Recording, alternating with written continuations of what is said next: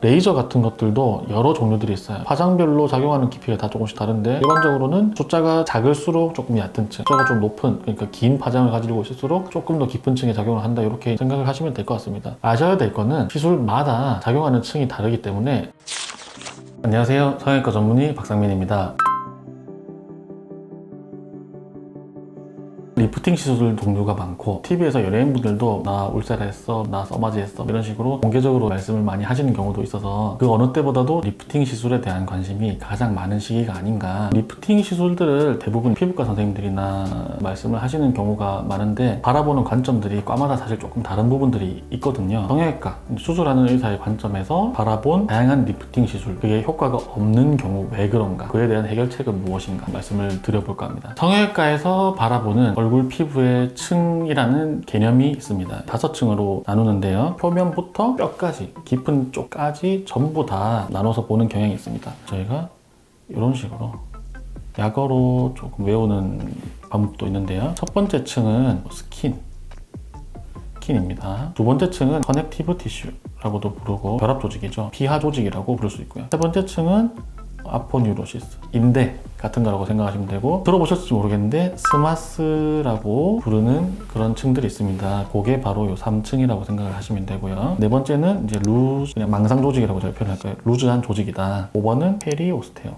뼈 바로 위를 감싸고 있는 골막이라고 보시면 됩니다. 성형외과에서 얼굴 피부를 크게 5층으로 나눠서 생각을 한다, 이렇게 개념을 잡으시면 되는데, 층이 여러 개가 있으니까 페이스리프트 수술을 할 때도 어떤 층을 공략을 하느냐라는 거에 대해서 되게 많은 수술 방법들이 있거든요. 시술의 종류들만큼이나 많은 수술 방법들이 있는데요. 여기를 파고들어서 이 부분을 당길 것이냐, 여기를 해가지고 이 부분을 당길 것이냐, 이 밑을 파고 들어가서 이 위에 거를 전부 다 당겨버릴 것이냐, 여러 가지 수술 방법들이 있고요. 1번처럼 피부만 당기는 방법, 2번처럼 피부랑 밑에 지방까지 조금 두껍게 당기는 방법, 3번처럼 스머치층을 이런 식으로 묶어주거나 아니면 고리를 걸어서 이제 이렇게 당기는 방법들도 있을 거고, 피부는 어떻게 당기고 안쪽에 있는 스마스라는 거는 또 다르게 당기고, 층을 두 개를 나눠서 당기는 거죠. 이 그림에는 나와 있지 않지만 내시경 같은 거를 이용해서 뼈 바로 위로 들어가서 뼈 위에 있는 모든 것들을 한꺼번에 당기는 그런 방법들도 있습니다. 각각의 층을 공략하는 다양한 수술 방법들이 있고요. 이렇게 다양한 수술 방법들이 나온 거는 수술하는 사람들의 고민이 녹아있는 것들입니다. 장점과 단점이 있어서 각 층들을 공략하는 여러 가지 수술 방법들이 개발이 됐거든요. 또 여러 개를 하다 보니까 좀 발견된 현상이 하나가 있는데, 지금 제가 여기 따로 표시를 해놓은 이 리프트 레그 현상, 리프트 레그 현상이 무엇인지, 시술이랑 어떤 관련이 있는지 설명을 드리는 게 오늘 영상의 좀 본론입니다. 아까 제가 피부가 5층이 있다 그랬잖아요. 예를 들면은 젊을 때 피부를 이렇게 제가 한번 그려볼게요. 5층부터 1층까지. 근데 이제 이 사람이 나이가 들면서 노화가 생기니까 밑으로 처지겠죠. 이런 식으로 처지게 되는 거죠. 5층부터 1층까지 아래쪽으로 좀 처지게 됐죠. 이 정도쯤으로 파고 들어가서 여기서 끌어올렸다 라고 한번 상상을 해볼게요. 그 모양을 한번 생각을 해본다면은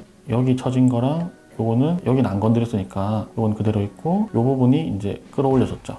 요 층이 끌어올려졌죠. 이 위쪽에 있는 요 처짐은 또 유지가 되는 거죠. 수술을 했는데 요쪽에 있는 처짐이나 요쪽에 있는 처짐은 해결이 안 되면서 리프팅을 했지만 리프팅이 좀 되지 않은 것 같이 보이는 그런 것들을 리프팅 지연 현상이라고 부릅니다. 똑같은 개념을 시술에도 좀 적용을 한번 해볼게요. 시술에도 여러 가지 종류들이 있잖아요. 이 시술들이 다 똑같은 층에 작용을 하지를 않거든요. 레이저나 혈액셀 레이저, 마이피엘 레이저, 이런 것들은 조금 더 표층, 겉껍데기, 표피, 진피 같은 데다가 작용을 한다고 생각하시면 되고, RF라는 게 고주파 시술, 대표적으로 써마지 같은 것들이 있겠죠. 이런 시술들을 하는 거는 레이저보다는 약간 조금 더 깊은 정도의 층. 하이프라고 하는 얘는 초음파거든요. 대표적으로 울세라 같은 것들이 있겠죠. 조금 더 깊은 층에 작용을 하는 기술들이고요. 적혀있진 않지만은 마이크로웨이브, 온다 리프팅, 이런 것들, 다양한 카테고리의 다양한 기계들이 있고 각 기계들마다 작용하는 층들이 좀 다르다. 표로 좀 정리해 놓은 거 AI 활용해서 정리를 저도 한번 해봤는데요. 하이프, 아까 말씀드렸던 울세라 슈링크 같은 종류는 4.5mm 정도까지 TV 나오니까 그 정도까지 된다. 써마지 같은 경우는 한 3mm, RF 같은 경우는 대부분 한 3mm 정도 언저리, 티타늄 리프팅 같은 경우는 스마스 근육층까지 된다라고 주장을 하긴 하는데 제가 보기에는 그까지는 안 되는 것 같고 조금 더 얕은 층이 되는 것 같고, 실 리프팅이라고 하는 거는 조금 종류가 다르죠. 실을 실제로 어떤 특정 깊이로 박아 넣는 거니까 너무 얇게 나오면은 피부가 조금 쭈글쭈글해지거나 실이 좀 만져지거나 비쳐 보이거나 이런 게 좀 있을 수가 있겠죠. 여기 안 나와 있지만은 레이저 같은 것들도 여러 종류들이 있어요. 화장별로 작용하는 깊이가 다 조금씩 다른데 일반적으로는 숫자가 작을수록 조금 얕은 층, 숫자가 좀 높은, 그러니까 긴 파장을 가지고 있을수록 조금 더 깊은 층에 작용을 한다, 이렇게 생각을 하시면 될 것 같습니다. 아셔야 될 거는 시술마다 작용하는 층이 다르기 때문에 내가 어떤 시술 하나를 받았다고 해서 모든 피부가 다 당겨진다, 이렇게 생각을 하시면 안 된다라는 이야기를 제가 드리고 싶은 거예요. 이 슬라이드가 영상에서 말씀드리고 싶은 결론에 해당하는 부분일 것 같은데요. 시술이 효과가 있는 경우 없는 경우를 여러 가지로 나눠볼 수가 있겠죠. 첫 번째, 리프트 레그 현상. 말씀드렸듯이 깊은 층은 당겨졌는데 위쪽은 당겨지지 않았다. 표면에 어떤 노화는 그대로 남아있다. 반대로 코층만 당겨진 경우도 있겠죠. 껍데기는 다려졌는데 깊은 쪽에 있는 노화, 팔자주름이라든지 이런 부분들은 해결이 안 된 경우도 있겠고, 특정 층만 당겨지고 나머지 층은 다려지지가 않았다, 뭐 이런 경우도 있을 수가 있을 거고, 이것도 저것도 아니면은 이제 시술로는 해결이 안 될 정도로 너무 심한 경우, 이렇게 나눠볼 수가 있겠죠. 경우에 따라서 해결책을 나누어 본다면, 깊은 층은 당겨졌는데 표층이 안 당겨졌다. 표층을 당기는 시술을 좀 해보시는 게 좋겠죠. 아까 말씀드렸던 레이저 종류라든지 고주파, 이런 종류들을 한번 고려를 해보시면 좋겠죠. 표층만 당겨진 이번 경우라면은 좀 깊은 층 시술을 고려를 해보시는 게 좋겠죠. 하이프,